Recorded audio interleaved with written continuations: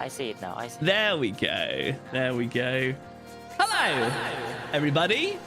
Welcome in. We've already got 75 people waiting. This is incredible. Hello, everybody. Hello, how are we? How are we? Welcome into the stream today. We have the magnificent Kanima with us today. Hello, Kanima. How are you? Hello. I'm great today, actually. Yeah. Thanks, Bentley, for having me. Absolutely welcome. So, yeah, welcome to Ark Cast, episode 4, everybody. Hey, Fry. Hey, Johnson. Hey, Big Art. How's it going? Welcome, everybody. So, yeah, really excited. Today, we're going to be talking about endgame PvE, more so towards like tier 3, where it matters more, in my opinion, because tier 1, I find it's a bit easier. I don't think you need to optimize as much, just my opinion. But yeah, then we're going to go for like possible best endgame, like noob-friendly classes, and what it's like to be a free-to-play player if you're trying to be competitive. So, got a whole bunch of questions and things like this lined up for Kanima. But absolute pleasure to have you here today. Absolute pleasure. But yeah, first off, do you want to maybe introduce yourself? Like, how long have you been playing? What do you main? How? Because you've got quite a lot of alts as well, haven't you? Yeah, I guess, kinda. You can say that, I guess. Yeah. So yeah, hi everyone. My name is Kanima, and I stream Lost Ark almost every day on twitch.tv/Kanima XIV, and people know me as the free-to-play player in the latest Korean endgame right now, because I play in the Korean server and I main scouter. And for alts right now, I actively raid on like 23 alts. 23. It's so many. That's so many. So yeah, we'll get into a bit more of a discussion and stuff when it comes to the amount of volts and stuff later on, because there's just been a big change. I know you've done a video on it as well, but we'll talk about the big change coming in over Korea side. And then I guess it's going to be coming over to Russia, maybe even with us at launch as well, how many alts and stuff you can have and things. But yeah, there is there's something else, guys, as well that I want to just hit across. I've got a link I just need to grab, because there's a big favor, right, that we can do. I just need to grab the link again, because there's a big favor, guys, that we can do for Kanima. There's something we need to push. All right, something we need to push, and we need, guys, if you see this link, this is a link to Kanima's YouTube channel. He needs 18 more subs for 1k. 18 more subs for 1k. So this is my big push today, is to try and get you with these questions as well up to 1k. So fingers crossed we could do that as well. Yeah, seems pretty good, I guess. I don't really normally like look at like the sub count, to be honest, because I don't really like look for it. But hey, man, it's nice, man. Thanks a lot. Yeah, you're welcome. You're welcome. So that's my mission throughout this. All right, we'll see how this goes as well. So yeah, we'll go through a bunch of questions and then we'll open up for a Q&A towards the end. All right, so if you guys want to ask anything. But the first thing that I want to ask about and talk about is to do with like class synergies. So I'm going to bring up something on screen for you guys as well. But what I wanted to ask Kanima about his opinions things is what might be like the best / good party buffs to have when you're talking about the synergies. So for example, Berserker has like 12% damage increase from red dust, which is a burst synergy, and Scouters have like a 6% attack power buff. Do you want to maybe talk about like what are these in general, like, because there's a lot, every class brings something, and then maybe what ones in your opinion that might be like really good, or things that you find really useful from like your own experience and stuff. Okay. Yeah. So I mean, like every class in the game have synergy skill, right? That's basically like what we know already. So everyone has some has more, some has only one, but at the very least, each class has at least one, right? And with the nature of like when you have like multiple classes, different synergies here and there, some of them have like better efficiency, and some of them are like maybe better for specific comp, maybe specific classes, right? So for example, right, the most common one is like for example like a scouter or like a sharpshooter, right? It has like a 6% damage buff in a full uptime. Basically it's always up, assuming the guy did his job properly, but basically it's always up, right? So yeah, other things are like maybe like a Devil Hunter, has like a 10% critical rate for the party, full uptime as well, right? So, but this kind of things also doesn't stack with duplicates. That's why normally you don't want like duplicates with in the same party, because this thing doesn't stack. So there is that. But then like there are specific synergy skills that are like more efficient than others. Maybe like the short burst window one, right? Berserker Hmm. Red does, like you mentioned that earlier, and then Shadow Hunter's Howl or Striker's Whisper of Lightning. That kind of thing usually like has like 6 second. Usually it's 6 second buff window, and then like but it has like way more efficiency, like 12%. That's like double than the rest, right? Yeah. So yeah, and since the nature of the synergies are multiplicative, so lining them up together with your party is usually like the best way you can increase your damage.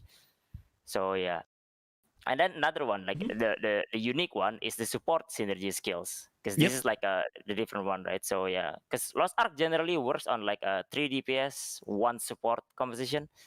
So yeah, and a support barely do damage, not exactly, right? But their synergy skill is like heavily buffs the party. So for example, a class like Paladin has like two short burst window that takes 15% of their attack power plus 6% to the party, and then a 10% damage buff, full uptime, and then their identity as well. Another 10% that scales higher with more specialty. So with all of this, right, like 3 DPS and 1 support does similar damage to like 4 DPS, not counting the defensive buffs. And that's why you always want support in the party.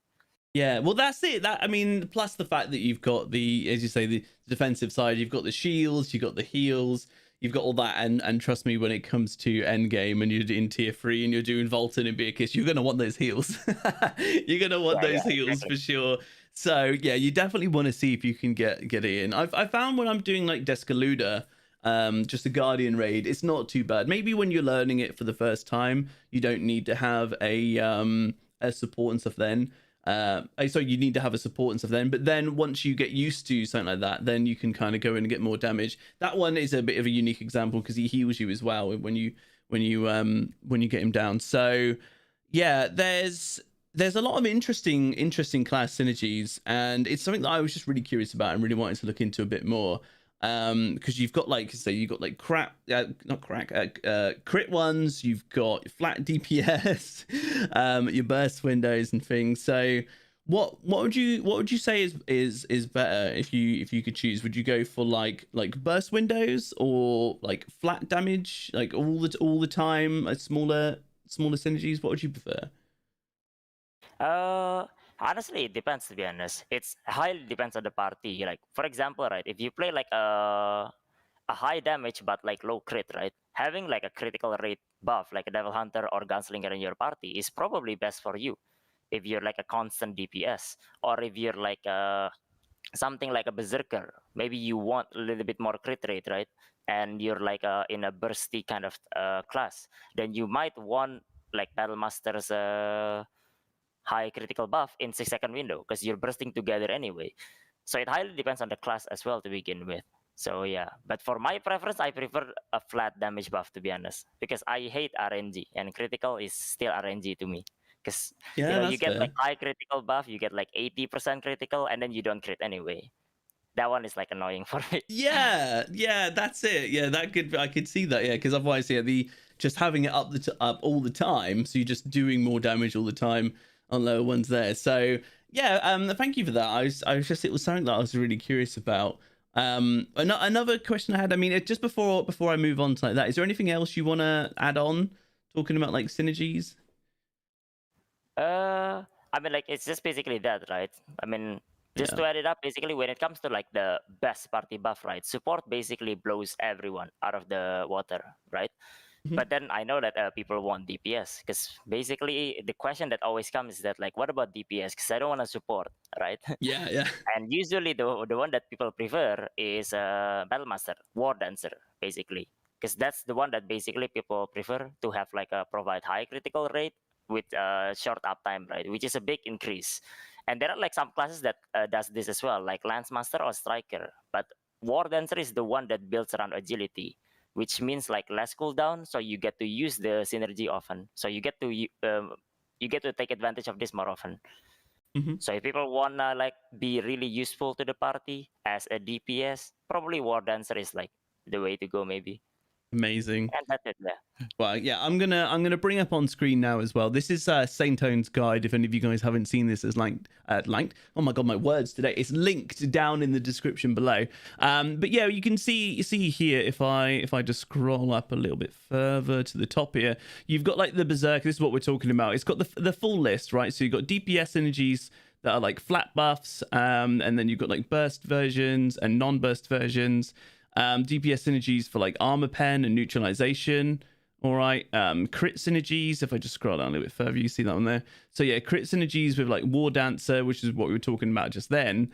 And yeah, and then the Gunlancer, which is a bit more flex, and then the Bard and the Paladin and stuff there. So yeah, if any of you guys are interested to learn these in fully, then link down in the description below. But it's really interesting because I'm something that I wanted to know is just like pushing this forward more and pushing it more into the forefront of my mind when actually and I will talk about this a little bit more when I get into one of the other questions. But yeah, so if we move on to the next one that I've got, is to do with ideal party combinations. All right, so what would be your opinions or thoughts if you could choose like party combinations, Kanima? What do you think? Well, generally, ideal party composition is usually like 3 DPS and 1 support for the 4-man, basically, right? Mm-hmm. So in a way, like the raid works is that like sometimes there is 8-man raid, there is 4-man raid, but even if you have like an 8-man raid, it's basically like 2 4-man party, right? So basically means 6 DPS and 2 supports, because like things like synergy skill and stuff like that usually only works on the party. It doesn't really work on all of them. There are exceptions, of course, like corrosion or dark grenade. Those works for like all 8. But generally, like support skills or stuff like that only really affects your 4-man party. So yeah, so for ideal party composition, having support is like basically a big yes right there. Whether it's Bard or Paladin, both of them are good either way, right? They provide healing, shield, damage buff. Some prefer Bard for more like healing and shield utility, while some prefers Paladin for like less shield and healing but more damage buff. So comes down to personal preference, but both of them are really good nonetheless, right? Second in line is usually Gunlancer. That's like the next one that you want. So normally Gunlancer is like the flex class, right? Is the class that can fill the role of support and DPS. Not as good as a support, so people usually still want a support. But even then, usually Gunlancer is still taken as like a DPS slot, basically. So yeah, so what Gunlancer does is like they provide like a good party damage synergy, right? There is 2 of them actually, and then like a provoke ability, which doesn't work on all bosses, but when it does work, it helps a lot, right? Because like it takes off the attention, and then shield and damage reduction to the party members, and those are like really useful for a DPS class if they are on the DPS slot. So yeah. Then they're also the tanky class, usually in front of the boss, and being like in front of the boss, they can like usually reliably interrupt bosses through like counter mechanics, right? So yeah. Yeah, And then yeah. Sorry, I was guys. just gonna add on with that. I've had a lot of very, very positive experiences with having a Gunlancer, the Warlord, right, in my party. There's even when we were doing Deja Vu the other day, we were streaming through that, and we were doing phase 4. There's a lot of mechanics where the boss, for example, will fire out like a load of orbs, or orbs will come from the side, and we kind of meme and joke about it when I'm on my sorceress, right? And I was like, hide behind the Warlord. Need to hide behind, so these will come in, and then the Warlords stuff we had Waldo and Lind, they would just put up their shields and just tank it all. They're just moving slower, you know, they're using their identity. I would stand behind, I'd take no damage. They would shield it all, and it's proper. It's really nice. Like having a Gunlancer in a party just makes the game feel, for me, completely different. Especially when you're talking about high-end raiding. So yeah, I completely agree. I think it's fantastic. Obviously, you have a support, then if you can get a Gunlancer in your party, it makes a big difference there. And then how about next 2 then? Yeah. Well, basically, like having Gunlancer and like having like a support is basically it's already like the safest way you can get, right? That's basically already very reliable to begin with. And then the other two classes, now these are the one that are like interchangeable usually, because DPS classes works in a different way, in the way that like some are like a constant DPS class. Well, some are like burst DPS class, right? Depending on your class, you might prefer like your DPS partner, let's say, to increase your damage like the best, right? Either like let's say you play like a constant DPS class with low critical rate, then you might like having a gunslinger or a deadeye in your party. So yeah. But if you are a bursty class like berserker or maybe like a burst blade, maybe then you might want war dancer's critical buff in because you're bursting together. So this one is like more interchangeable. It's more like finicky, I guess, because Mm-hmm. things changes depending on like the your partner. But that's like a part of it basically. Basically, as long as you get support and Gunlancer, you're set already. That's what matters Yeah, to me. you're really set. No, that's brilliant because that's how I feel as well. And I say, I think it's absolutely amazing. Okay, so maybe if you had to, if you were to choose, just personally to you, if you were to choose the other two, which ones would you put in the other two well, DPS? well, it depends to me, right? Basically, look, for me, look, I main like Legacy Scouter, which is one of the constant DPS class, right? And my preference would probably go to like classes like a Devil Hunter or a Gunslinger, because like I can make use of that critical rate while I do like a constant damage anyway. Mm-hmm. So yeah, that's my preference. But then like let's say like if I'm playing my alt, if I'm playing like let's say I don't know like my Berserker alt maybe, or maybe like my Hawkeye alt, maybe I would work on like a different like different like a party buff. Yeah. So yeah, the No, yeah. preference changes based on the class that you play. Yeah, Honestly. for sure. Perfect. Well, yeah, thanks for that. Thanks for that. Yeah, no, the links to everything that I brought up is all in the description below. All right, so if you need anything there, maybe I can bring it up a bit later on for you. Yeah, so again, like I know you touched on this a second ago. The next question I had was to do about the preferences about having a bard or a paladin in your party, because they're both great and they both do a fantastic job. Something that I was just saying with Kanima just before we turned the stream on, is in again going to the deja vu, right? Admiral rehearsal phase 4. When you've got the cube and your arena, when you move around, it actually spins around with you. And it's quite a big arena, right? And for example, the bard's heel is like a puddle on the floor, but you could be the other side of the boss, quite far away. It feels like it's quite a big arena. And it's very easy to miss that if you're not stacked with your group. We eventually got to the point when we were doing it, our group, that we tried to stay stacked as much as possible, and we found out that it helps a lot with the mechanics of that specific fight anyway. And that was much better then for having a bard. But when we were all spread out, it just felt a lot easier and better having a paladin whose like shield had bigger area, and their ult when they come down has got a bigger area, and the heal as well. So do you have any kind of preference for when it comes to them, or do you think like raid by raid, or not really? Kanima, what's your thoughts? I actually do have a preference for them, to be honest. Okay. My preference always goes to like a holy knight, a paladin usually. Not because of its like defensive utility though. The thing is, right, when you're playing, and so everything in the game is like designed to be like something you can dodge. Basically, you're not supposed to take damage. So if you do it well enough, right, then technically you don't even have to need support in a way, kinda. Mm-hmm. Well, not really, kinda, but yeah. So I usually like do that, and that's why I prefer like a paladin in general, because a paladin usually like provides you with like a more consistent damage buff, and in the end you just like do more damage because of it. It's just like more reliable in my opinion. Not to say that bard is bad. Bard provides you with more defensive utility, but defensive utility is something that like you don't always need. Because like let's say you're like already like skilled with the content, you know every single pattern, you never get hit, then that like defensive utility is not exactly that big of a deal. So my preference goes to paladin for that. But when it comes to like reliability though, I guess it depends as well, right?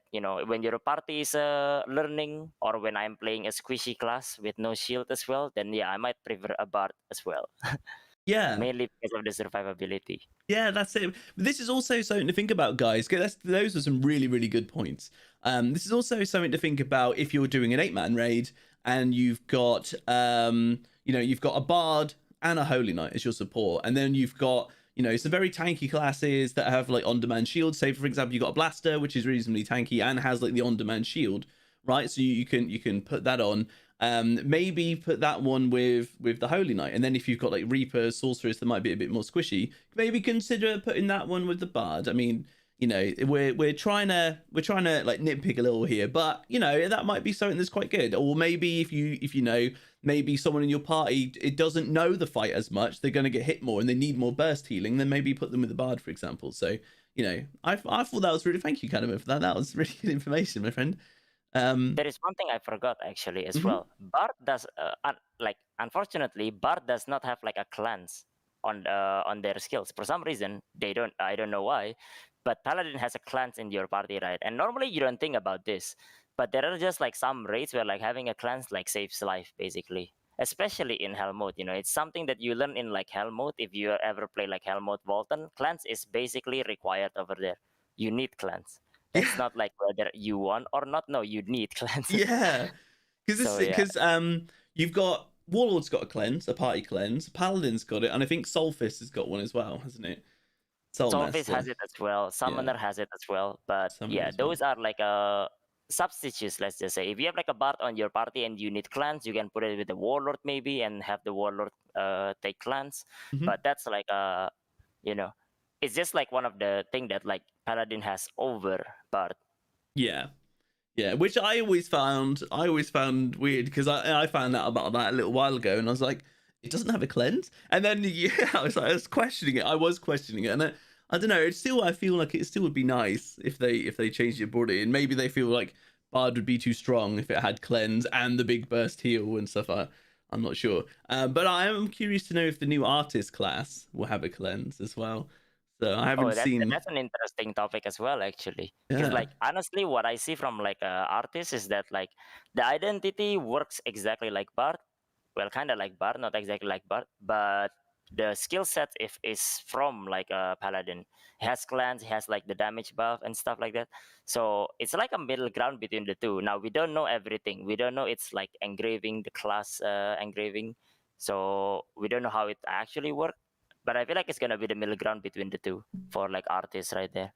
Yeah, that'll be really interesting. Right, we've picked up some more viewers as well, guys. I'm on a mission. I am on an absolute mission. Right, there's something I'm gonna be posting here. And welcome everybody. I really appreciate you being here today. This is a link to Kanima's YouTube channel. Please give him a sub on there. When I checked just before the stream, he was 18 subs away from 1,000. So that's my push. Again, my mission today is to get him up to 1,000 or plus. Let's see how far we can push it. If you haven't subbed to Kanima, I implore you, please give him a sub. That'd be fantastic. All right. Thanks a lot, though. You're welcome. Thanks, everyone. Thanks, Bentley. 1K is a big marker for YouTube. So yeah. I'm already subbed an account. Make more accounts, more subs. 20 accounts. There we go. Norgatron. Hail, Kanima. Thank you, sir. Let me just read that again. Hail, Kanima. What's your favorite leg avatar? Do you have a? That was a donation from Kanima. Do you have from Norgatron? You mean? Yeah. Sorry, from Norgatron to Kanima. Sorry. Probably the Gunslinger one, to be honest. I think like in terms of like for legendary avatar, right? I think the Gunslinger one, the first one, the season 1 legendary avatar, is probably like one of like the best legendary avatar, to be honest. Nice. There you go, Norgatron. So that would be like my favorite. Yeah. If you tell me I can get one for free, I'll get that. Yeah. Full set. Nice. Norgatron, thank you so much for the donation, my friend. I really appreciate that.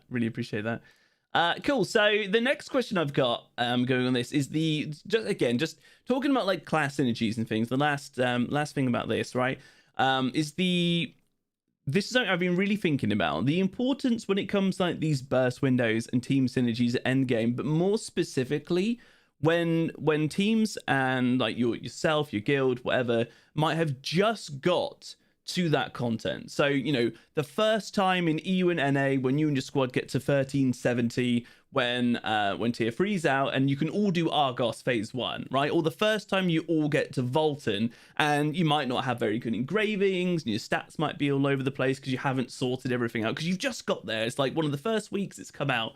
How important might these be then, focusing on like good synergies or having classes that really go well together? You're talking about the burst windows and things like that. Do you think maybe that's really important when you're trying to like min-max and clear it for the first time? Or do you think maybe it might be like at that stage, don't even bother trying them, do the raids when you've geared up a little bit more? Like, have you got any thoughts on that? So it's basically on item level, right? Yes. Basically. Yes. Right? So it's going to be like at its hardest because you've just got there, you're on item level, you can't overpower it, you've got to be good. And you might not even have very good engravings or anything sorted. So does this become like really vital and important then, do you think? Not exactly, actually. When it comes to like content like this, so basically since eye level is a thing, right? Basically this is like their normal mode or their hard mode, basically, right? So it's not actually like the hardest content in the game. Like even when you're on item level, damage check is relatively lenient, and not having the best synergy doesn't mean that you won't meet the DPS check. Usually, things that make you not meet DPS check are actually deaths. That's like the main reason right there. Usually someone died, and then like deaths of party members basically severely hits your raid DPS capability, right? So you just lose a whole person. Now you're running with 7 basically. Well, 2 of them are support ideally, but yeah. And for those wondering, right, there are no races in the fight. So dying is the worst thing you can do in the raid, since like you just cost your party member a whole member. Like you might as well not be there.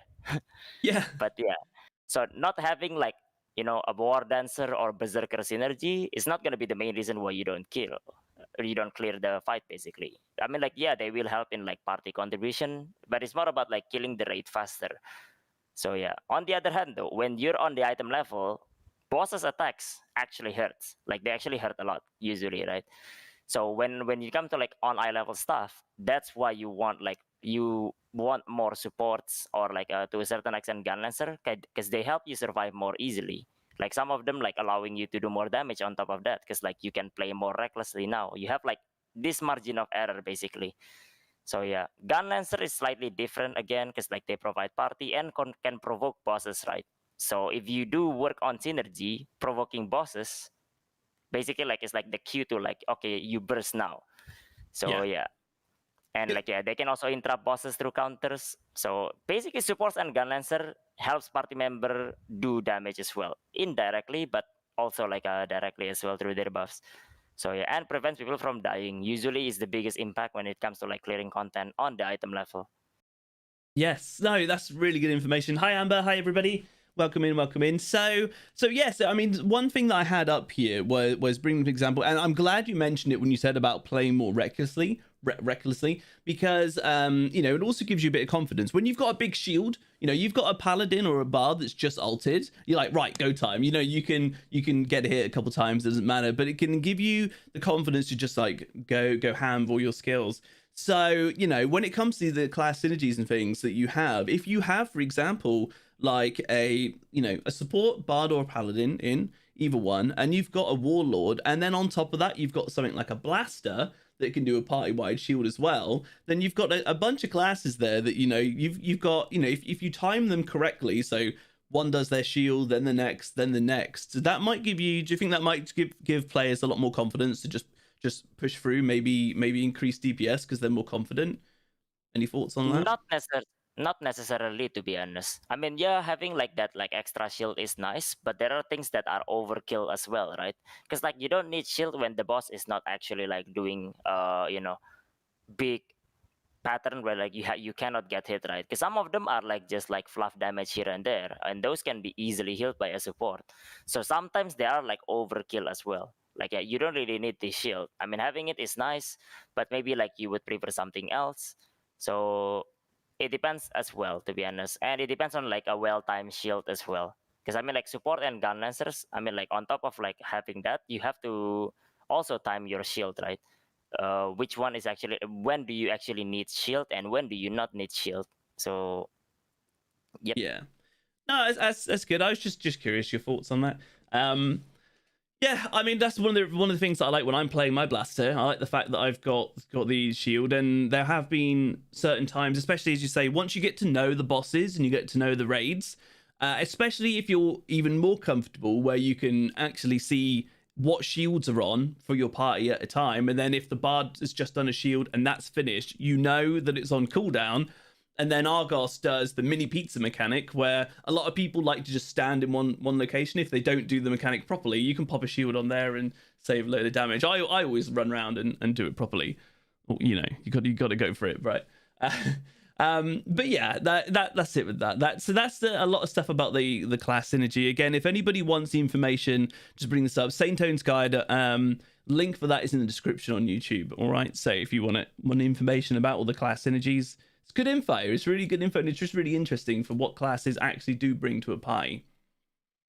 All right, so the next one then, as I wanted to talk about, again, this isn't something that people ask too much about or even know too much about, is like the coefficiencies of the classes. And again, I wanted to ask Kanima maybe his opinion on class tankiness ratings, like their coefficiencies. Who are the tankiest and who are the squishiest? I'm going to bring up a list on screen for you now. You can have a little look, but more important about its significance, or if anything like that. Do you know 1K subs?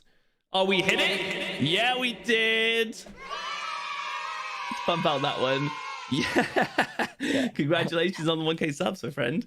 Yeah, thanks, Benny, man. Thanks everyone for subbing on the YouTube right there. Appreciate it, guys. Thank you. That's great. Hit the big marker. Hit the big marker. Thanks, guys. Really appreciate that. Hell yes. Hell yes. You should mention it as the Holy Bible, Saints Directory. It's good. Yeah, it is. It is literally the Holy Bible. It's amazing. It's absolutely fantastic. So yeah, I've got here. So I've just brought this up. It's the class coefficiency. So you've got Warlord at the top there. The stamina, that's HP. Defense is to do with obviously with armor. The S times D is obviously stamina times defense. Comes up with that number, and then it's ranked them basically from tankiest down. And one thing that was really interesting for me when I first saw this, because you can probably guess like Warlord's going to be 1, Destroyer 2, but Infighter was 3, which I thought was really interesting. But what do you reckon? Do you think this is really significant when it comes to raiding or anything, or what's your thoughts? When it comes to like PvE raiding and game and stuff like that, it's actually like okay, it's significant in a way. But the thing is, like, things changes based on your class as well, right? So yeah, class in this game have different health and armor coefficient, right? You can see it on the list basically. Some are higher, some are lower. So class like Gunlancer have like inherently high health and armor coefficient. Added with its shield capability, that's basically the tankiest class in the game. There are classes that are similar to this as well, like Destroyer, because like same thing, it's inherently tanky like Gunlancer and have access to shield, right? But then like there are classes like Artillerist, the gunner, right? Blaster right there. So which is like not that high. They're like in the middle ground when it comes to like their health and armor coefficient. But the thing is like their class passive, their class engraving, reduce damage taken by 20%. That basically like makes it like way tankier than like everyone else, and it has access to shield as well on top of that. So things like this like changes like how it is. It's not clear cut that like okay, Gunlancer is the tankiest, Blaster is middle ground. No, Blaster is like actually at the top. They're like one of the tankiest one. And yeah, other classes like maybe like a Legacy Scouter is another one, since you're shielded 80-90% of the time. Then technically you're tankier than what you think, even though in terms of like squishiness, Scouter is in the bottom. They're like one of the squishiest class in the game. So there is that as well. And then there is also maybe like classes like support, right? They don't run grudge engraving, because grudge is basically like what DPS use, right? Which makes them take 20% more damage, but they do 20% more damage as well. This is like a must-have for any DPS, because this is the best damage gain you can get, right? So for support, they don't need this because they're not expected to do damage.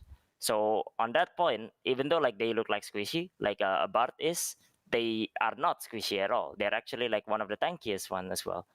So things changes based on like what you have, but but there is the base over there. Yep.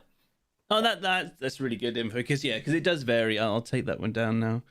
Yeah, guys. Again, the link is in the YouTube description if anybody wants a link to that image there. But yeah, I just thought it was something interesting to bring it because again, not everybody knows that the classes are like some are just inherently more tanky than others. Even though you kind of know that a warlord's going to be more tanky, but some people might think it's just because they have like shield skills, for example. But they do actually have different like armor class ratings, basically, and HP. So when you're doing like equalized content, the harmonized content, your HP pools and stuff are different class to class because of these values. So that's one thing when it comes up. So yeah, I was just curious, like one kind of question on this that I've seen some people ask me, they come in and they'll ask something like, oh, when Reaper comes out, is it worth playing it because it's really squishy, and do you think because of that it won't get into parties or anything? Have you ever known anything like that or not really? I really think that like that kind of thing is like over exaggerated. I think, to be honest. Like okay, so Reaper and like okay classes like Reaper and let's say like Deadeye, right? This is like the class with like low health and armor and coefficient and no access to shield, right? So and then it's a melee focus on like back attack class. So being like melee means like you have to be close to the boss, which means you're exposed to more danger. So it's more likely for you to take damage, right? And then like since it's squishy class, you get punished a lot for like making mistakes on these classes. But I mean, like in terms of like whether you'll get taken or not, it's actually not that big of a deal, except for at this point right now is Abril shoot hard, and that's Okay. when people don't really want to run with like a take Park Reaper. It's not like they're not taken; they just don't prefer a Reaper Right. Yeah. because like there is like that little chance that they die, right? Something like that. When you're pugging, you don't know how skillful players are, so you want to minimize the chance of like people dying here and there. Yeah. So that's basically what it is. But I mean, like other than that, like under Abra shoot, they don't really care, to be honest. People are like over exaggerating when they're talking like oh, Reaper is hard to find a party. Okay, I don't know about Russia because like Russia is unique in its own way, Yeah. but but in Korea that's basically how it is. Like it's Okay. not that big of a deal, to be honest. Okay, nice. So yeah, I just wanted to cover that briefly, just in case, because I said I have had people ask me about that, or like, oh, should I play a squishy class? I'm worried about getting in the groups. The answer to that is just play Warlord or support, obviously. So, I'm joking. Play what you want to play. Play what you want to play. I'm completely joking. Amazing. So yeah. So now that you guys know a bit about that, that's pretty cool. I just wanted to bring that up. Another thing as well that some people, because I mean, like for example, when it comes to me, like I'm 34. Some people might think that's a bit of a boomer. Some people might not. So what I call myself a bit of a boomer. But like at the end, when it comes to like end game tier 3 rating, so everything from like Argos and above, right, is what I would kind of say. I want to ask you about your opinion on like 37 here, big boomer, big huge boomer, right? Your opinion on maybe like noob friendly classes, or even like for example boomer friendly classes for people that want to go and push all the way to end game but might not have the reaction speed of like an 18-year-old anymore. Any thoughts? Okay, well, tier 3 won't come to NAEU that fast, right? I mean, in my opinion, it's gonna come within like 6 to 8 months, probably. Mm-hmm. Faster than that, I'll be surprised if there is a case, but it's whatever for me. So yeah, but my recommendation still stay the same for like tier 1, tier 2 as well. Basically, if you wanna play melee, then I would recommend like Berserker, War Dancer, or Scrapper. Those are the choices basically. And then for range, I would recommend Sharpshooter or Summoner, but Summoner doesn't exist in NA, so sorry guys, but yeah. So I mean, like the reason for that is because like these classes are actually like really straightforward and pretty easy to run. They're basically easy to do good, easy to do good. Optimizing them is like a different case though. That's like not the same at all. Like not being bad is not the same as like being good, right? And not being bad right now is more important to newer players at this point. So yeah, and these classes are like the classes that like can help you like easily navigate through like the content at the start until you start like trying out like the maybe like the more active, more difficult classes. Besides, like the significance of this doesn't really appear until like later on endgame raids anyway. So yeah, as you progress through the game, bosses becomes more aggressive, right? The raids become more difficult, and having the margin of error, making playing like a more simpler class, can usually make the difference between like clearing or wiping the raid. So yeah, that's basically what it is for that. Yeah, no, perfect. Well, it's a couple people saying, "What about artillerist? What's your thoughts on artillerist?" Okay. So Gunlancer, artilleries, like I saw like some of this, right? I mean, those I would recommend 100%. The thing is, right, Gunlancer and artilleries, not everyone likes that kind of playstyle. Not everyone likes a slower playstyle like Gunlancer or like a delayed hits like artilleries. Like they're all like pretty straightforward as well. It's just that like when I recommend someone, I try to make it like more general so that like people are like let's try this, let's try that, because like when recommending like Gunlancer, it's kind of like specific. It's like when someone asks like, I usually play tank in like other MMO, right? What class is best for me? Probably Gunlancer, right? Or maybe like they like big guns or something like that, then I guess like maybe artillery would be the one for them. But those are like pretty specific, so I try to recommend like classes that are like more general purpose that like everyone can play. For sure, for sure. So there you go, guys. Again, some really good information there. I'll just go blade and keep my my boomer brain thinking. Nice. But yeah, it's just again, it's just something I wanted to talk about because I get it all the time. Again, like what is a good class for endgame? What's an easy class? Oh, I was a tank, as you said. I was a tank in the previous MMO. What should I play? And that, again, my thing is always, you could go Gunlancer, but you might not get on with the backwards spacebar dash. When you jump and it sends you backwards, it just might not click with your head. So then you've got other options. You could go Destroyer when that's out, because again, quite tanky, got self shields. I mean, Endure Pain is really strong, isn't it? Isn't that that's like 90% reduced damage, isn't it, for 8 seconds? Is it that high? Do you know? For which one again? Endure Pain for the Destroyer. Oh yeah, I don't remember the exact number, but yeah, unless like it's a one-shot mechanic, it probably will not kill you. So which is good, right? Yeah, it's Oh huge. yeah, Huge. I saw like some like people like saying like 43 going gunslinger trying to prove boomer still got it. I mean honestly, it's not really that like that big of a deal, to be honest, because like it's all about muscle memory in the end. Even if you are boomer, you can still do it. I know a friend which is like already 48, 49, mains Devil Hunter for like a long time already. So yeah, Smashing it, it's yeah? possible right there. Doing Vault and hard modes like it's a piece of cake, right? Nice. Cool. So, all right, brilliant. Thanks for that, Kanima. So then we've got next question is to do with builds. When you have builds. So for example, a scrapper, you can go shock or taijutsu, which is like consistent damage with taijutsu, or more bursty with shock build, right? So burst builds versus consistent damage builds. Any idea on what might be like quote unquote better? Maybe if you're trying to like min max, or again like you're pushing forwards, or does it just vary party by party, or it's completely irrelevant, doesn't matter, people just go as long as they're optimized, they're going to be fine? What do you reckon? I mean, it depends, yeah. So we've gone through like burst and consistent damage like pretty in depth already, right, by this point. So in the case of like optimizing for the most damage, burst is like definitely better. That's like okay. The way like synergy works with like how it is multiplicative, right? Bursting together as a party is basically the best way you can like do the most damage basically. But I mean, you shouldn't ignore consistent damage build as well, because there are advantages you have with a consistent damage build, right? Because burst build is actually really difficult to optimize, since like it's not about you, it's about you and your party, right? And like synergizing together with your party, especially when you're like just like random people that you meet together, it's really difficult. So yeah, and then like even like when you do, like you might have organized it really well, but then because boss random patterns, burst damage can still miss.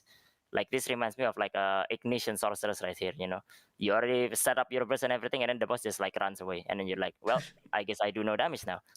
So there is like that chance of like not hitting the boss, right? There will always be instances like this. Yeah, you can hit 90% of your burst, but that 10% kind of hurts, right? When you don't hit it. So yeah, the consistent damage in this case is like kind of better on that part, because you're all about uptime anyway and constantly doing damage to the boss, right? Consistent damage builds is less dependent on your party synergies, since you're doing the boss damage anyway. When the party synergy is there, you'll do higher damage, and if not, then you'll still be doing damage anyway. So it also makes for like a less stressful situation. So yeah, I personal preference for me would be like consistent damage, to be honest, because like it's just less stressful and flexible. I don't want to like stress myself while playing a game. So Yeah, yeah, that's it. I mean, because I do both, because I've got a taijutsu scrapper, which I play a lot of. I was shock, and then I really liked having the movement speed. Going instead of going speciality on the scrapper, I really liked just for myself. I wanted to go taijutsu, try it out, and I've never looked back once I changed. And that play style was just really nice. And yeah, it is less stressful. You miss a skill or two, you're like, oh well, it's off cooldown again, like 8 seconds, it's fine. But my actual main now is an ignition sorceress, and I know the pain of missing your burst. And there's also times when I'm running around and I see the boss has got like a reasonable amount of like its impairment bar left, and I'm thinking, oh, you know, I say it on stream all the time. I'm like, really, I hope we get a counter in a minute, because I've got my ignition right ready to go, and I've got my meteor, my lightning, like all of this like ready to go, and I'm waiting for an opportunity to use it instead of just like yeeting it and YOLO and just like fire down it and miss it all, and you're like, oh, I just missed all my damage. So for me, like thinking about this quite in depth recently, I was kind of like, if you're trying to like min max a bit more, right? If you're pugging a lot, so if anybody doesn't know what that means, it means just like joining with randoms, you know, just searching for groups and joining randoms and going in. You're not on Discord, you haven't got that communication, then maybe if you try and optimize, it might be better to go like reflux sorceress, which is more consistent damage, much lower cooldowns, so you can just fire off and fire off. But if you've got a like a guild, you're all on Discord together, you can, you know about burst windows, and you want to optimize, then as Kanima said, then going for optimized burst windows, you get a counter, and then everybody does their class synergy, and then you hit ignition and just burst down. Like, that's going to bring you massive damage. So that was I just wanted to bring it up and talk about it. it's also like it's like just something to note here is that like almost like 90% of the content in the game right here doesn't really like matter that much, to be honest, because like when it comes to like clearing content and stuff like that, you have like pretty lenient when it comes to like damage that you do, right? So I mean, like for better players, right, for if you want to be a better player, you should learn how to like synergize. But if you play like a consistent damage class, or you don't really want to stress yourself with it, you'll still be able to clear content just fine. So this game like it's not like really that like tight when it comes into DPS check. Now when it comes to like content like hell mode though, now that's a different case. That's like the hardest difficulty in the game, right? That's the kind of content that like you don't actually do unless like you want the title, because it only After gives you the title challenge, basically. yeah. Yeah, it's all about the challenge, right? This is the kind of content that like if you don't burst properly, you don't kill the boss, you just like reset it. You miss your initial burst, you reset. Yeah. Because that's how it is basically for this content. But like not everyone will tackle this content. This is gonna be like only like what a few percent of like the boss a few percent of like the raids in the game basically. Mm-hmm. So yeah, so it's not that significant. That's like what I'm trying to put out. Bursting and everything, they are nice, but it's not that significant in like the general content. So yeah. Yeah. No, perfect. But then again, as you say, so it's not significant enough that you need to really worry about it or anything. But if you want to try and focus it and just be that little bit more, squeeze that little bit more out of being organized with an organized group, then go for it. You can do it that way. So yeah, perfect with that. And again, another one I had somebody come in the other day into my stream and go, Ben, I want to go scrapper. Do you have any scrapper builds that are super high impairment, because I just want to focus on impairment? And with my knowledge of endgame, and I'm sure that if that question got with you would probably say something along the lines of, don't focus so much on impairment, because your skills are going to impair or something anyway, but you don't need to just put all your biggest impairment skills in, because yes, it's nice to impair the boss and you can get damage windows, but I would say it's better to have a more optimized build doing good damage that just does impairment as it goes, rather than just picking impairment / destruction skills. Because Yeah, so basically, how important is it to have maybe like an impairment class or impairment high impairment classes in your party, or can you make up for it with like bombs? Because just talking about that kind of like how much impact it might have having like a blaster that's got really good impairment if you're hitting your nukes and things, is that how important is that? It's actually like not really like that important, but it's not like in a way like that, right? So okay, so impairment is translated as to stagger for NAEU, right? It's basically, for people that doesn't know, it's exhaust damage basically, right? So to put it simply, like the boss have like health and exhaust health, right? Basically, so when you hit the boss, right, and then like the exhaust health goes down to 0, the boss will be knocked down and you'll be free to do damage, right? And that's the easiest way to do burst damage, like we talked before. But and then like, on top of this, some bosses have mechanics where you suddenly have to do impairment in like a few seconds, basically. The stagger, right, the exhaust damage, usually signified with like yellow bar under the boss. Failing this usually wipes the party. So in a way, like that's how like impairment works, right? And destruction is like similar in a way, but it is more specific into like certain scenario. Like some bosses usually have like destructible parts, maybe like for example like the turtle raids, where you have to destroy the armor first, then you do good damage after that. Or like the scorpion, where you have to knock down the boss and then you have to quickly destroy its tail before it wakes up again. So the principle stays the same, but for impairment is like more specific, while like destruction is like more no destruction is more specific, while impairment is more like in general. So how important it is to have like one impairment or destruction class is actually not that important, right? So it's definitely nice to have it for classes that have access to like a lot of impairment and destruction. But what's more important is actually knowing the boss pattern. That's first, right? Knowing what your skills can do and their level of impairment and destruction. Usually, you always take like your most damaging skill, but every skill does impairment as well. Some does more, some does less. Like it's important for people to know this first, right? Because to my experience, a lot of people don't actually know this. They don't know what their skills do. So they ended up failing it, and then they start blaming others. And I was like, what? Is So it yeah, if because you know, yeah, go on, you finish. yeah. So if you know all of this, right, you can meet any check of impairment destruction, even if like your com is a bit like weird, basically. So yeah, you can meet them. On top of this, you have the battle items, right? There are the battle items like whirlwind grenade for impairment and destruction grenade for like destruction. So this helps you ensure you don't fail those like impairment or destruction check. So you'll often see this in like being used in raids.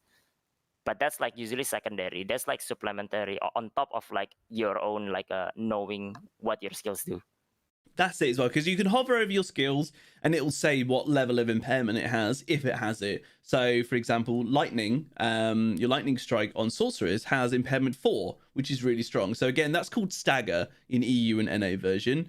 And then there are other skills like the fire, I think it's called firewall, doesn't have any on it. So if you've got an impairment check on the boss and you don't know what it is and you've only got a couple of seconds, you don't throw like a whirlwind grenade and then you hit the wrong kind of skills, you're not adding anything. Also ultimates as well, your awakening, some like again sorceress one, and I know the shadow hunter have like really good exhaust. You've got level 4 stagger on them, but other ones I've seen only have like 2. So some people I've seen this again, some people go, oh, when it comes up, I'll the impairment check, I'll just use my ultimate. But some impairment checks, the bosses actually take significantly reduced damage, so you might waste your awakening's damage potential on that and actually might not do that much impairment, and it takes a long time to do. So don't always think like more damage is better. Your skills specifically do that, so definitely something to look out for. Yeah, you see that a lot actually. People using their like awakening skill on the impairment, while their awakening usually doesn't actually have that high of an impairment. Usually, even if it says impairment 5 on top of it, right? Usually the time it takes for you to use your awakening takes way longer.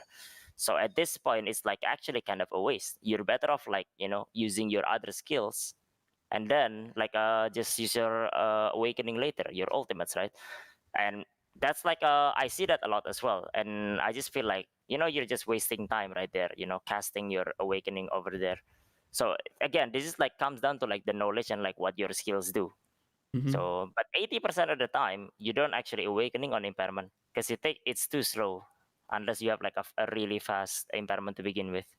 Yeah, that's it. And again, like I've seen it. I just bringing it with Shadowhunter because Shadowhunter is one where like the big like spikes or claws, whatever you want to call it, like come out. That's quite a long animation. If you know an impairment, for example, is coming up, this is kind of the only thing I can think of that might be like an exception. You know that the boss is doing an animation, they jump up and they're just about to land, and then you know like it's going to be an impairment. So that's like Beakiss phase 1, right? The boss goes there, you know it's coming. You can hit your awakening on Shadowrunner in that time because you know you've got a couple of seconds where you've got the time to cast it, and then it's going to do stuff after that. Then you're still free to cast your skills and whirlwind grenades things. But it was just interesting because people come in going, I really want to be a high impairment class, which is nothing wrong with that. But if you're just focusing on impairment, when you get to end game raids, it's not that important. So having a better optimized class, like if you were to go Scrapper and just focus on high impairment, as opposed to having an optimized damage build,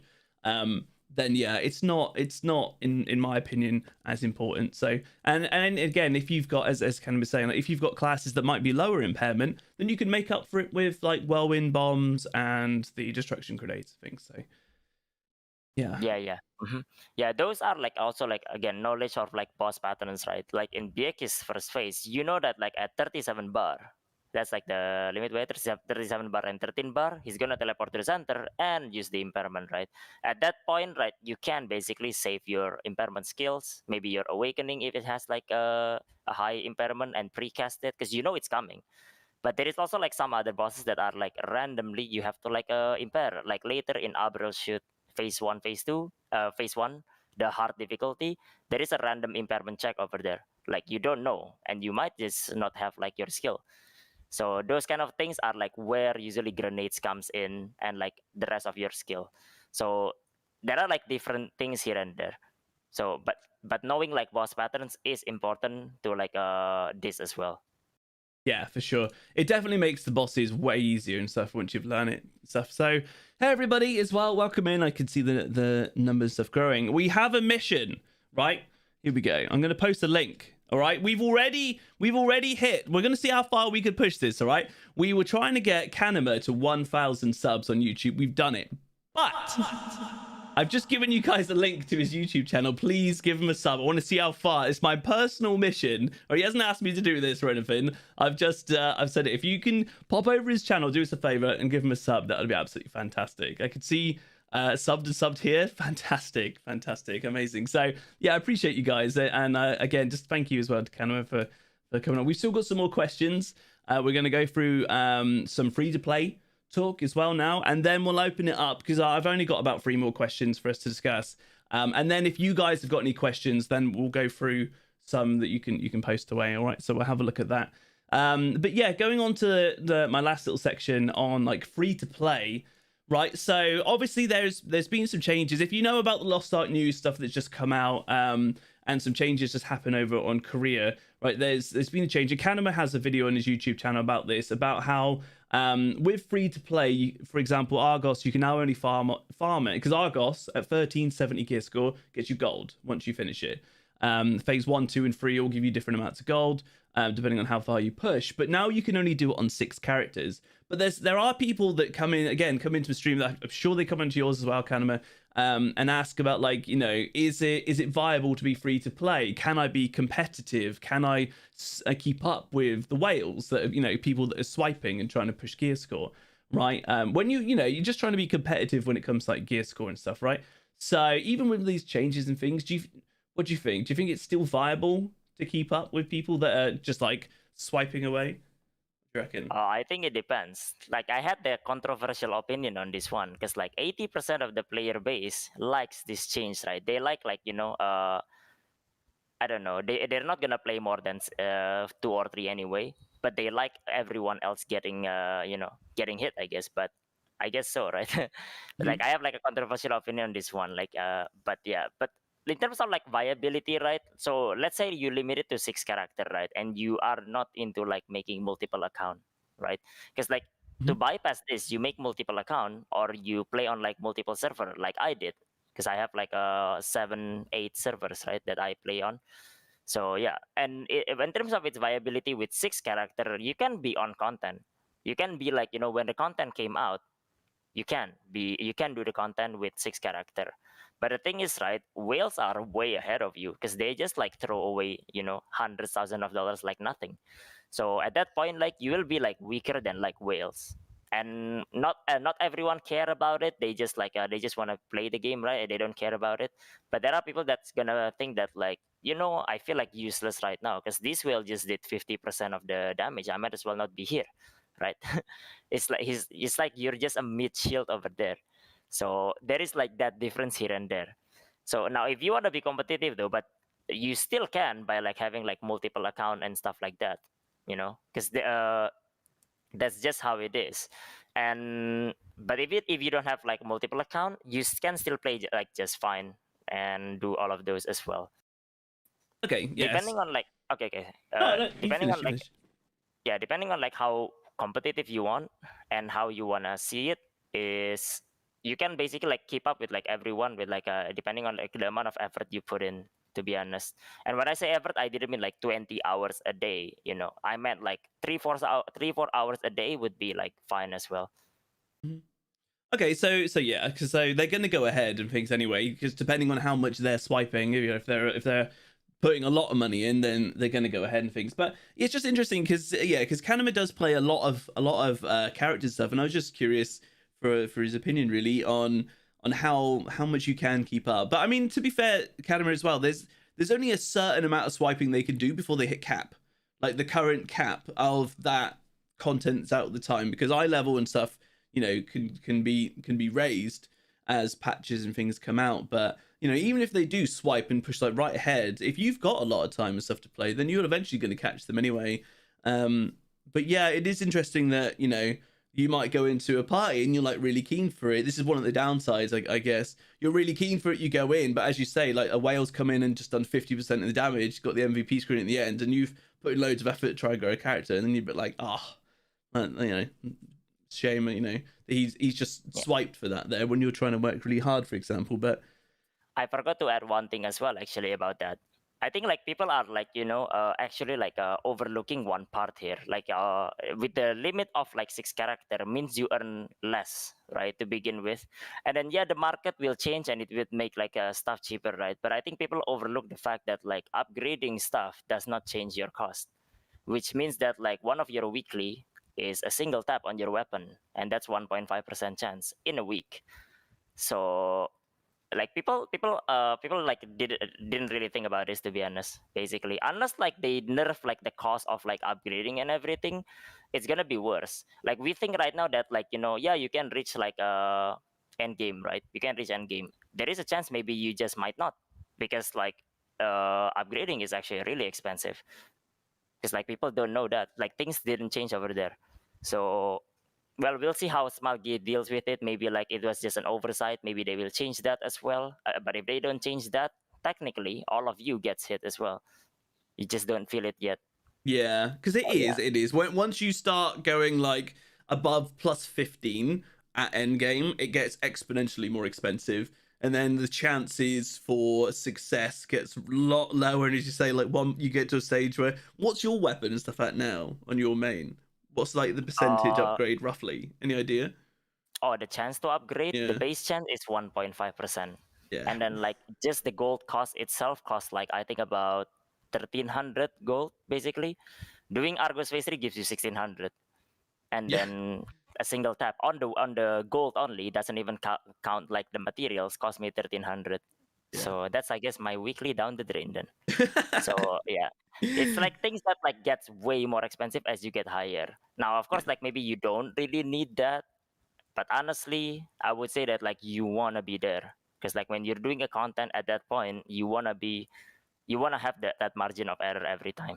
Yeah, by being able to push it. The advantage though, guys, it's not all doom and gloom, because every time you fail, there's something called the Arctus blessing, if you don't know about this system, right? So you can't break any weapons or any armor from upgrading and it fails. Waldo says just one tap it. Yeah, let's do that, Waldo. 1.5% chance. It's just one tap it every time, right? But yeah, every time you fail an upgrade, there's a percentage that goes up. And once that percentage reaches 100, then your next upgrade is guaranteed. So, you can fail it and fail it and fail it for ages, but then eventually it's a 100% chance to say, but you can't break anything. So if you do keep putting in time and you keep farming weekly, eventually you'll get there. But there obviously is RNG with it. At least your weapons and things don't break. That's I remember it when I was playing arcade and things, and things when you really try and push it past a certain point, it had a chance to break, and then that was like, if it broke, that was an absolute pain. So, yes. Okay. So my next one, you talked about kind of time. You said like a bit of like hours and stuff there. So what about like time investment? Is it something that can become like a job? Do you think if you've, for example, now with that change, you've got like 6 alts or something? Do you think for some people trying to do like all the content all the time every week, that it just becomes like a job? Do you think that might be something that people might say? Because again, I've had people worry that, to be competitive, they need to put in so many hours if they're not swiping. So this is strictly like free to play. Do you think it'll be like that? Or do you think, that it might be the case for some people and other people are just going to have loads of fun because they love the game and they're going to do it?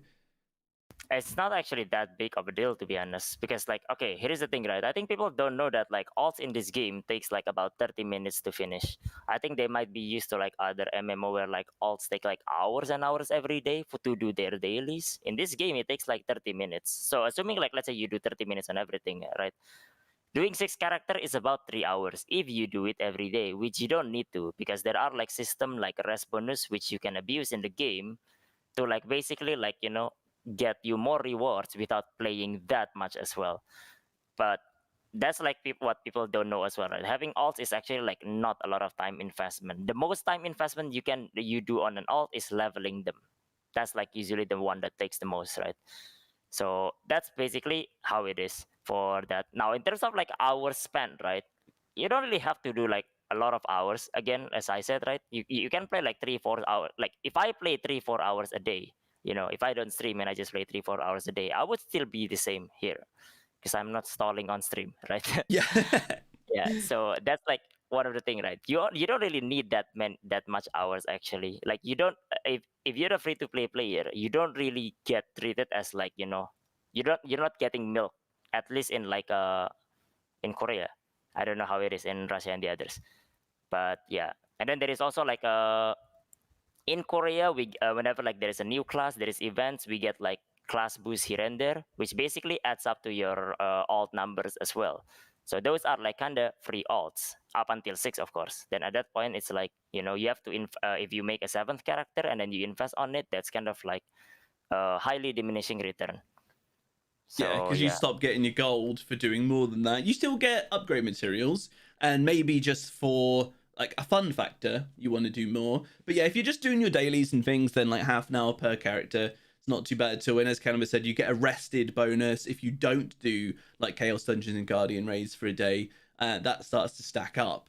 So you can, that's a really nice system. When I found out about that, actually when I first started playing back in when the game came out, when I found out about this, I was like, oh, that's really nice. It's just a really nice, pleasant thing that you can, because people are busy, people have lives, so they can't expect to be on all the time. But what happens then? Because we were just talking about like dailies. What happens then? Because my next question is going on to like prioritizing what you do.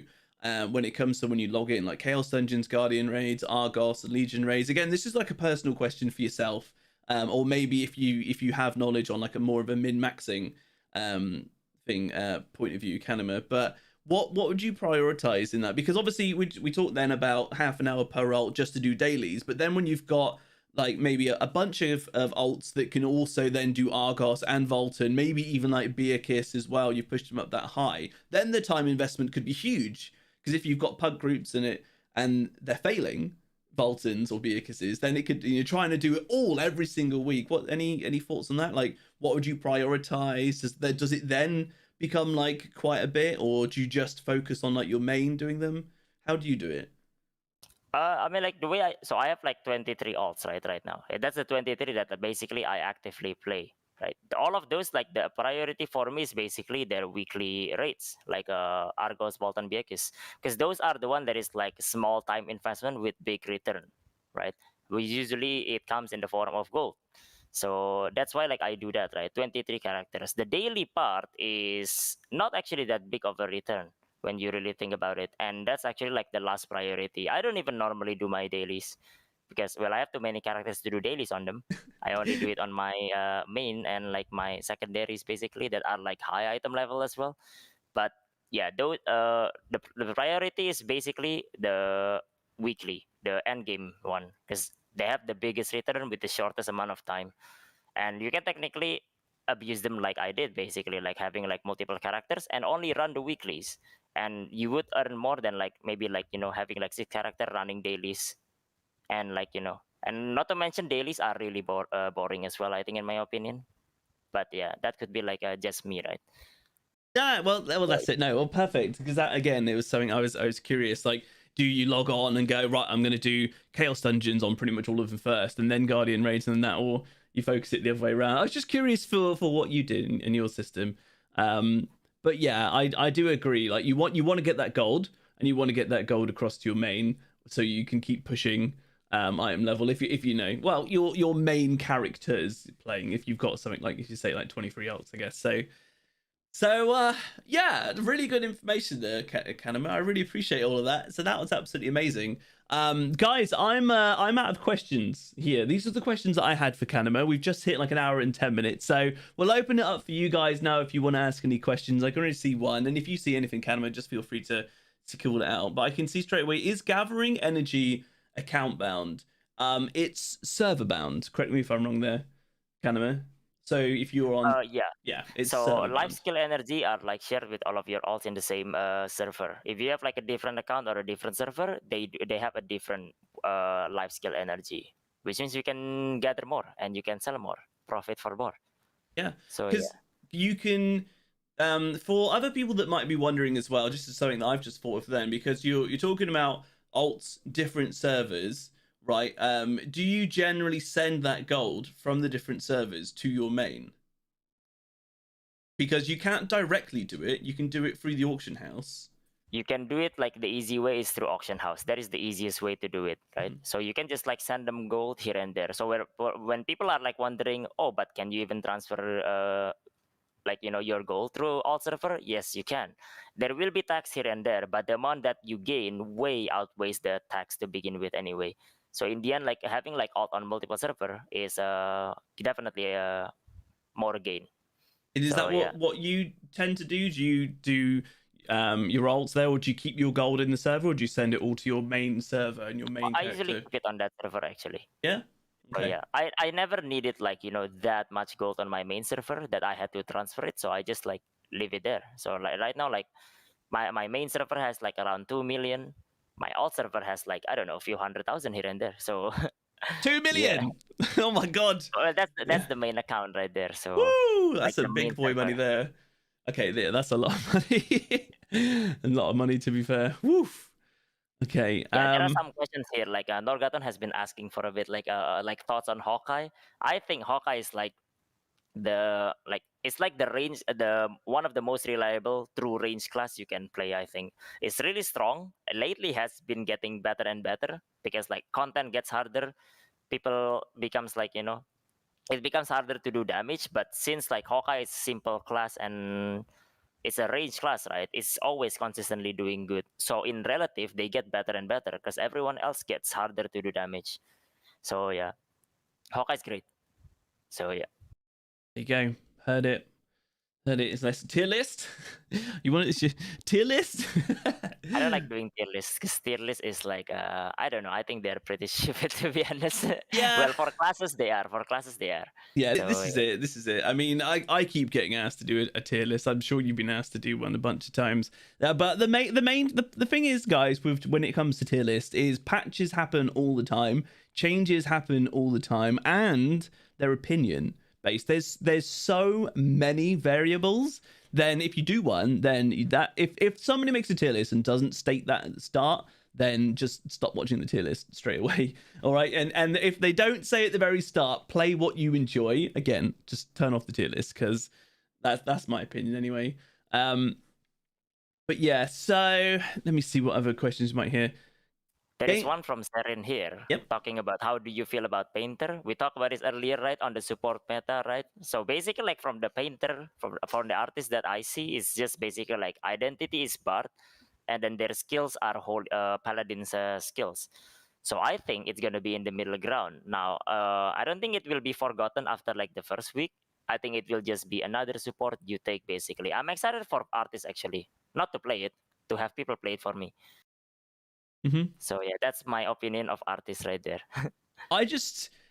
I really liked the yoink skill. So obviously they can put down like an orb. You can go up to, you can press G, and you teleport to wherever the painter is. That when I saw that skill, I was like, wow, that's huge. What I was really hoping, and I just found this is just for a bit of fun. I found this really funny when I was watching the showcase right for the videos. Yeah, she has a portal gun, Omni. That's it. There was one point in the video where it looked like she put a one of the orbs down, and there was, I think it was a striker that walked into it and teleported. I think you have to press G to accept like the teleport, but I was just thinking, how funny would it be if you could troll people by like teleporting them into a dangerous area?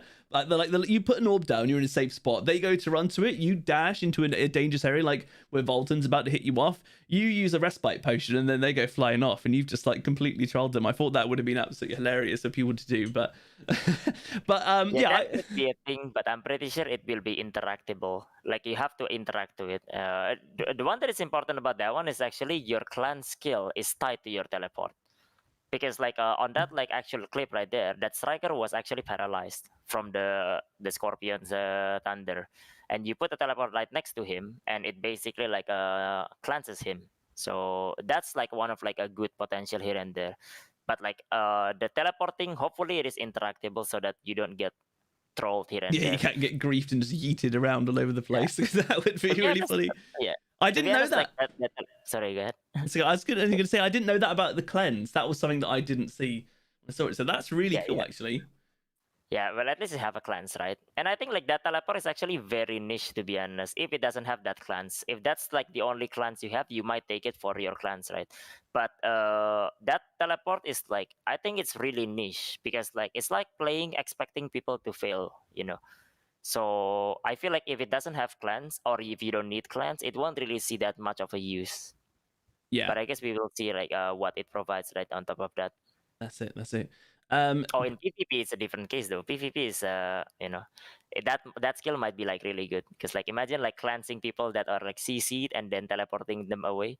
That's like really good, I think. If you're a blaster going in PvP and they've got a painter on the other side and that cleanse works like that, just go AFK because you go to set up your big burst window and then yeah, you go to like stun lock someone down. They just pop that down, teleport away. You miss all your burst. Yeah, go AFK. We'll see if that happens.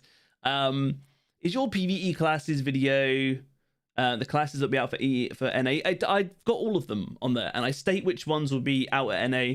An EU release, like at the point when I made the video, bearing in mind that Summoner is now being replaced at launch with Sorceress. So that's like the only change there. But there's overviews. It's overviews of all the classes. Gameplay wise, does Pally feel faster than Madness Zerker? Oh, that's They do. They do? They do. Mainly because Paladin, if you gear it up properly, aka support, right? You usually always have like maximum movement speed to begin with. So its gameplay feels faster. Its cooldown feels faster as well. While like a Madness Berserker is like, well, you're inherently a DPS, right?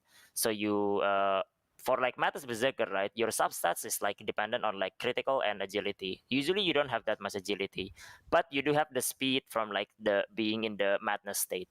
So you're like fast. You're probably faster than like half of the roster, but that's basically half of the roster. While like a paladin, support paladin will always like run around with like max speed here and there. So yeah. Yeah, so that's it. So you build on like Russia, it's translated to agility, but on EUNA it'll be the swiftness stat. So you build loads of swiftness and then put the rest into speciality. Do you find that generally then, just touching up on that a bit more, do you find generally like it will be like an agility speciality necklace and then all the other accessories are all agility? Is that generally how people build? Do you know with paladins? In the current state, yeah, mainly because of the gear set that we have in tier 3, because the gear set that we have in tier 3 for supports are it's called the Swamp of Longing in Korea, right? Basically what it does is that it gives you speed and it gives you like 15% identity gain generation, so you don't really need that much specialty. and having like the speed and the buff and everything, and having like more access to your skills more often is probably better. So yeah, there are like some builds that runs around like less speed and more specialty for like a more damage buff, but that's like more on the specific case. Like most usually just runs for agility with some specialty on the side. Okay. Thank you for that. How do you find the balance between investing in your alts so they can do higher content and do it faster, and investing too much before it becomes not worth the gold/materials they generate? You How get do that? you find the balance? Actually not that difficult to actually find, because like you can clearly see that like at this point it becomes really expensive to upgrade your character. So like right now at this point it's like around 14.15 to 14.30 in Korea, or 14.45 is when like every things become like too expensive to upgrade basically at this point, for its return. Of course you compare it with the return, right? So it's not that difficult to find it. You will clearly like see that like it's not worth investing anymore at this point. Okay.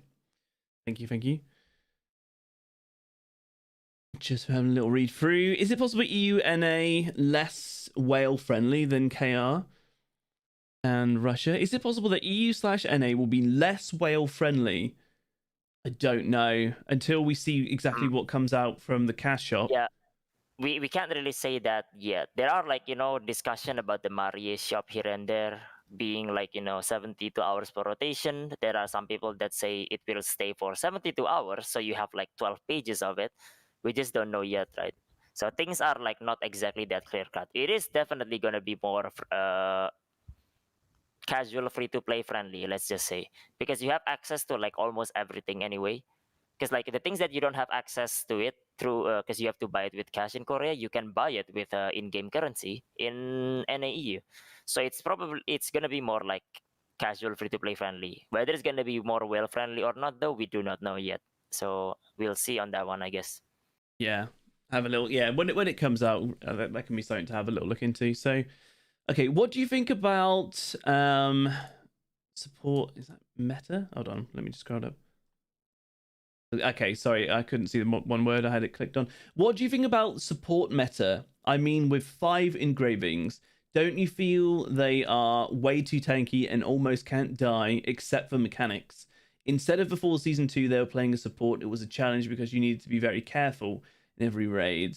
If you don't get like one shot. So, because I'll just touch up a little bit on this as well. If you've got, for example, a Holy Knight and you've got a Specialist, Healing Faith, and Awakening at tier 3, like that's pretty strong. But you're pretty good to go when you've got those 3. But you can build up another 2 and even like have something else at tier 1, so you can get like heavy armor to get more tanky, you get more. So yeah, what do you reckon then? And Kanima, do you think it's a bit like overkill? Go 5 engravings, or would you push for it? If, say, like Paladin was your main, maybe. Honestly, like it's not about like getting that last 2, to be honest. It's about like investing into it, showing everyone that like you invested to this character. Because like the most important one is like the 3 core engraving, right? Which is the Healing Faith, the Specialist, and the Awakening. If you have that 3, you're technically good to go all the way up until Abro Shoot as well. But no one accepts that because it feels like you're just chipping out right there, something like that, right?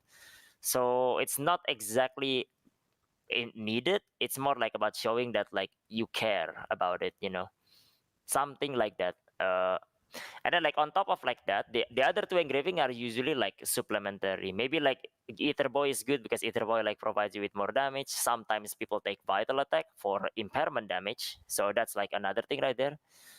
Sometimes people take heavy armor to prevent them from dying. I feel like that's overkill right there, because like they don't die to begin with. Before they die, someone else will die.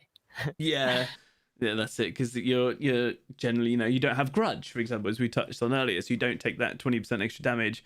But I guess it depends on yourself. Like if you're maybe just learning stuff, or you're I don't know. I'm just thinking that what would be the benefits if you really push to get like heavy armor? Apart from obviously what Kanima said, right? If when you go to join a group, people can inspect your character, and if you're trying to pug it, right, you're trying to go in with randoms to do stuff, and there's 2 Holy Knights that have joined, and one's got 3 engravings, the 3 main ones we said, and then one's got 5. and the gear score is the same. You know, everyone's just going to go, oh, this one's got more engraving to click, and they're just going to accept you. It's just the way it is because people want an easier time, right, when they're doing it, and they'll see. So Kanima's point was really, really valid and stuff there. People do it all the time, even on Russia. If you haven't got a character sorted, they're just like, nope. So it's good to have it optimized because people can inspect you. If you're with friends and you're with a guild, and you know, then that doesn't really become a problem because you can pre-organize it and do things. So it depends on your situation. But yeah, maybe if you're like a slower player, maybe if you just accept the fact that you're maybe someone who's just more chill when they're playing, they're not worried about min-maxing, then maybe having something like heavy armor, because you know you might get hit more, you don't know mechanics, so you can't bother to learn them as much, then maybe that would be a really solid engraving for you personally, just because you're a chill person just playing and you get hit, it just doesn't take much damage. Or you want to be really speedy and you want to take something like spirit absorption because you just want to run faster and you just really like and really enjoy running faster. So I guess that would be some times where it could be cool to push through. And then, as Kanima said, there's some other nice ones like Vital Attack, etc., which can do really well. There is some question here about like moving through the tiers right here. You know, how long before we get tier 2, tier 3? My prediction is gonna be like 2 or 3 months, to be honest, for each tier. I think. I feel like going faster than that, you're kind of like leaving behind like the casual players, right? Going faster than like 2 to 3 months, because like yeah, I mean like at the start of like the when it releases, everyone will like go through it. Not everyone, sorry. Like the hardcore players will go through it super fast. They will reach like 600 eye level maybe within like the first week, but that's not the majority of the player base, right? They cater to the majority of the player base. So I think it will take like 2 to 3 months to get there. In the meantime, they might release like classes on the first month, maybe like a little bit more content, affinity on the like the second month or something like that, while like waiting for the tier 2 release. If it's slower, that's not good, I think. But if it's faster, I don't think that's good as well. So the balance is around like 2 to 3 months, I think, in my opinion. Yeah, I've been saying the same. I completely agree. I think I've been saying kind of 2 to 3 months or so between getting content. And if you're someone who's playing a lot, then yeah, you can get a lot of stuff ready. You know, you can get a lot of ults, for example, depending on how many you want to play, ready at like all plus 15 gear at the end of tier 1, ready to go straight into tier 2. You can still have time to do your like adventure book and lots of stuff like that, and get like extra skill points and all that stuff in between. So yeah, I feel like that would be a really nice one. But I'm really curious for this update. They've said that a January update, like for us, for example, I'm really curious if they're going to leave us with a roadmap. Maybe like what classes are going to come out in what order. That would be really pog if we can get some information like that come through. Yeah. We don't know about that, I guess. We're waiting for the January team update right now. Yes. So yeah, waiting on that one. For sure. There is some here about Madness Zerk running critical agility because permanent Madness mode makes specialty less appealing. If you're running like Madness Berserker, then yeah, you do not run specialty at all because you do not need it to begin with because you're always like in the rage state, right? So yeah, you don't normally always build like 50-50 crit agility though, because you still need a decent amount of crit. Usually it's like like 60-40, something like that in terms of like its ratio for like critical agility. That doesn't max out your speed, but if you have a support on your party in tier 3 with the gear set, you're max speed anyway because the support buffs your speed. So that's why like that's why people run it with that usually. And then like there's another one here, Russia version, they remove costumes from the shop that could be bought with blue crystal. I think this is like a greedy practice from like mail.ru right there. I didn't even know that was the case because back when I was playing in Russia, it was still there.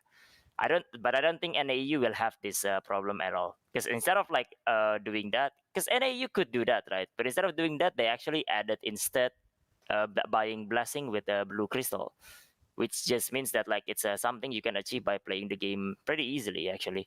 Yeah. So I would say that would be how it is. Yeah.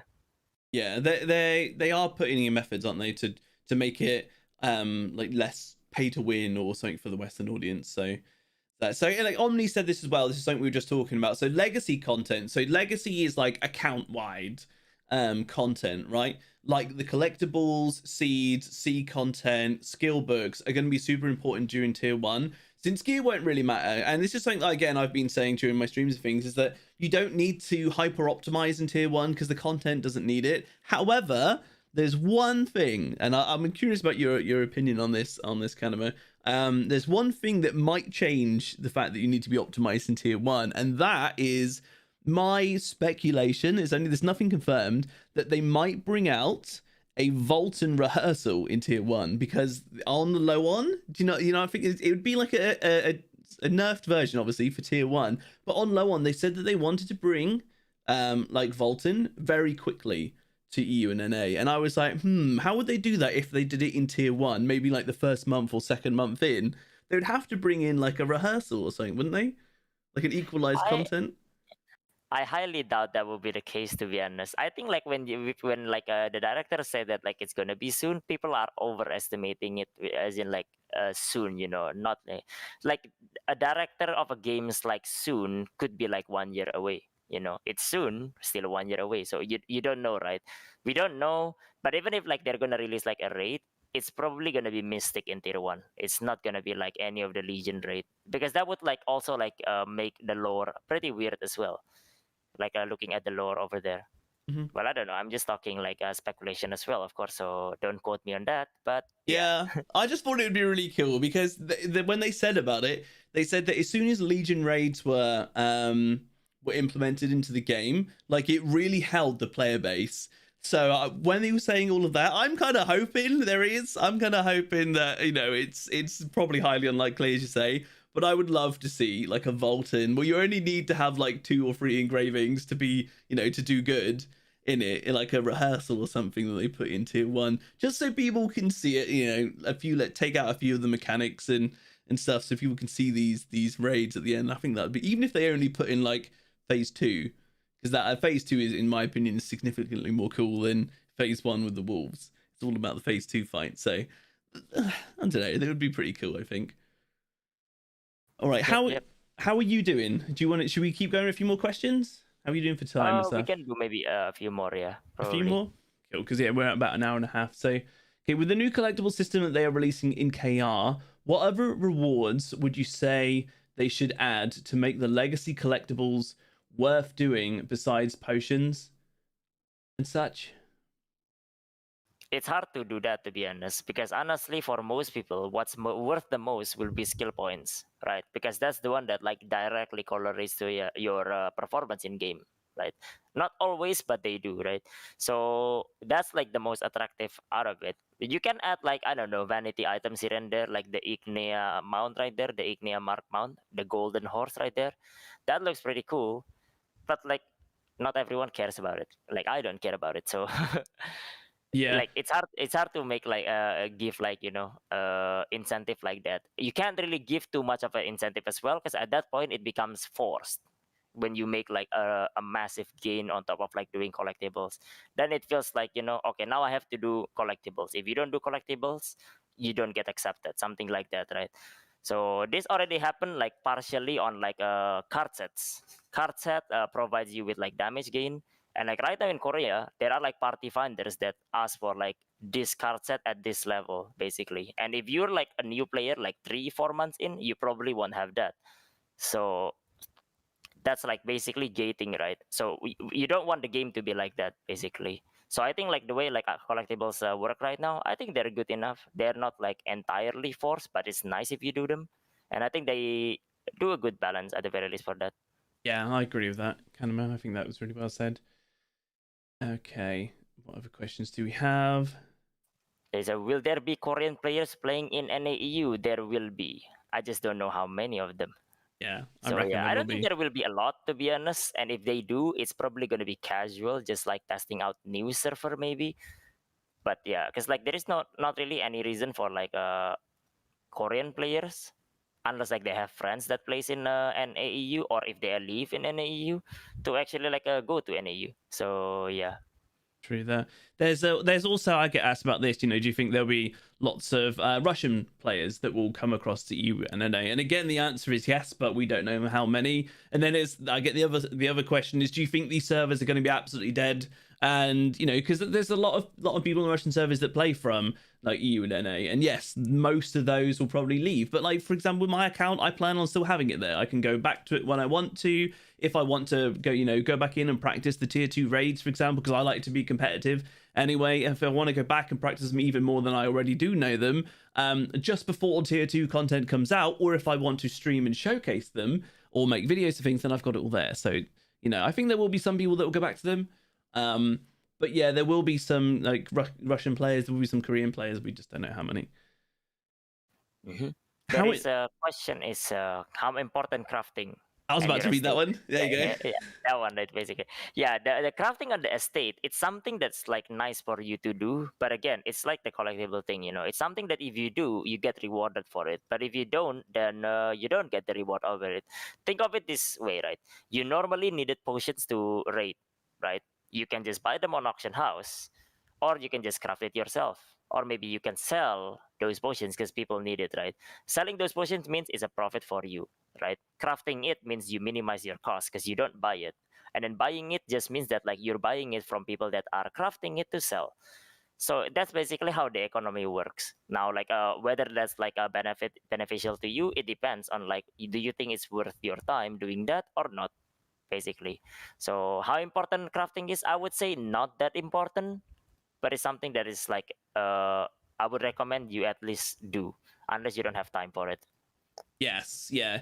I'm going to be releasing, guys, a video for like my plans. Again, people have asked for it, and I wanted to anyway. Like my plans for launch and how everything that I'm going to be doing when the game comes out for us in EU and NA is all going to be focused for tier 3. And just going back to like crafting and potions and things like that. Like one of my plans and things that I'm going to put in that video is I plan to make and craft a whole ton of potions, especially in tier 1 and tier 2, get that side going so that when I come to tier 3, instead of having to spend money or more time and things on potions and stuff, I've already got like a massive bank of potions and whirlwind grenades and destruction bombs, because I know how many you can need, right? And the more experienced you are and the more experienced your party is, the more mechanics you can dodge, the less you need. But you know, if I don't use them at the end of the day, then in tier 3 I can sell them. But I do know how much gold you need to upgrade. So yeah, I plan on getting lots of that stuff done early so that I have a huge bank, so that I don't have to worry about it in tier 3 as much. So yeah. Okay, what do you reckon? Should we take like one more? Yeah, we can do one more maybe. Yeah. Okay, let's see what we got. There is like a Omni right here. Ben is starting with sword class. You are starting with sword class? I am, yes. You're starting from scratch in NA. What class would you start before branching out into alts? I mean, like for me, I would probably like. So I intend to play like NA East, NA West, and EU server, right? All 3 of them mainly, because I have like people from like those servers. But for my starting choice, it would probably either artillerist, sharpshooter, or shadow hunter. Those are like my starting choices. So yeah. Amazing. That's like that's just like my opinion on it though. So yeah, because I think like those classes will do well tier 1, tier 2, and tier 3. So yeah, I'm not. Yeah. I wanna be good in tier 1, in tier 2, and in tier 3. I don't wanna be like meh in tier 1 or tier 2, and then be really good in tier 3. This is it. So yeah. So okay. One more thing I wanna talk about then, because again I get asked this a lot, is specialty builds versus agility builds in tier 1. What do you think will outperform? So, do you think a Madness Berserker in tier 1 content will outperform a Killer Move Berserker? Probably, yeah. Mainly because there are limitations on like how low the amount of like main stats you can get actually. So with like how it is, right? Not having like, okay. So for example, specialty based class like transformation classes, right? Their damage directly like ties to like the specialty. The lower your specialty, the lower your damage is, right? And it's not that big of a deal because like everyone have the same issue because you have low critical maybe, or maybe if you're an agility class, you have low agility. So it's pretty similar. But I mean like in terms of like outperforming, you can like basically make do with like a lower crit rather than lower damage. So it's like something that like it's more like min-maxing territory, to be honest. When people said that like, okay, tier 1 transformation class, specialty class is not viable, that is not true at all. It's just like maybe not as efficient when compared to tier 3, but compared to like other tier 1 equivalent, I'm pretty sure it's gonna be close enough. Yeah. That's the same with my answer. As I always say that if you're really trying to min-max, then go an agility crit build. over a speciality build if that's what you want, but it doesn't Actually, matter. I would recommend critical build instead. Oh, rather critical than build. agility. Sorry. Yeah, sorry to the way I said that. But you know what I mean. In you would take the stats of critical and agility rather than the stats of critical and speciality. That's only if you want to really like push out in tier 1. For example, sorceress. I'm going to be going sorceress. Reflux build, which is agility crit or crit agility, depending on what items and how you want to play it in tier 1, right? That will probably outshine ignition in tier 1 because you just can't get enough speciality because the accessories just don't have very many stats on because it's only tier 1, whereas in tier 3 that again both are still viable, but the speciality builds shine a lot more when you get up to like tier 3. So yeah, all right. Do you know for sure that Madness Circle will be available? I'm pretty sure it'll be available. I haven't heard that it won't be. There. Yeah, I think it'll be there. Should be there. But no confirmation, of course. We don't know it, right? I really think that like the latest like quality of life should be there already in NAEU, and that includes like the new build for Madness Zerg and everything, including DirectX 11. Yeah, I really hope so as well. That'd be really cool, really cool. Right, guys, there's I'm gonna push this some more. We're gonna see, and I'm gonna check this. All right, we have a personal mission from myself today. We have been pushing Kanima's YouTube. Guys, I've just put the link in, all right? If you haven't subbed to Kanima's YouTube, he's got really cool content, tons of knowledge, a lot of like reaction stuff videos as well, which are actually really informative, like really good. If you haven't subbed to his channel, check it out, all right? There's the link to it, do it. We've just managed to push him past 1K as well, sub, so that's amazing. And obviously, Kanima's Twitch. If you're on YouTube side, all the links and things are down in the description below. Kanima has his Twitch account as well as his YouTube account as well. So yeah, make sure to give him a follow. 1003. Okay, yeah. Let me just give it a refresh on your page. I'm just curious for this. It was 982. It started on. Yes, there we go. Well played, guys. Well played, pushing it up. Appreciate you guys. All right, so yeah, thank you so much, Kanima, for coming on board. You're going to be streaming soon, aren't you? Yeah, that would be the plan. Like right after this, probably. So yeah, in like a few, maybe in a few minutes. But yeah. Perfect. Okay, I'm just gonna get your channel up as well and give everybody the link in case they want to go over there. So, yeah, thank you so much for coming on and for answering all those questions. That was absolutely amazing. There we go. Just grab your link. If you guys haven't ever seen a Kanima stream, you are missing out big time. So there you go. There's the link. Great talk. Thank you so much. Really appreciate you, Kanima. Yeah. That was really good information, a really good discussion, and it's been an absolute pleasure. Yeah. Thank you as well, Bentley. Thank you, everyone, for having me. I appreciate it. Thank you. Absolutely welcome. So yeah, if any of you guys want to like rewind, watch the VOD or anything, this is going to be on my YouTube channel as well. And yeah, feel free, head over. Kanima, don't forget to sub to his YouTube channel, and I'll see you guys very soon. All right. Peace out, everybody. Take it easy. Right, see you guys. See you now.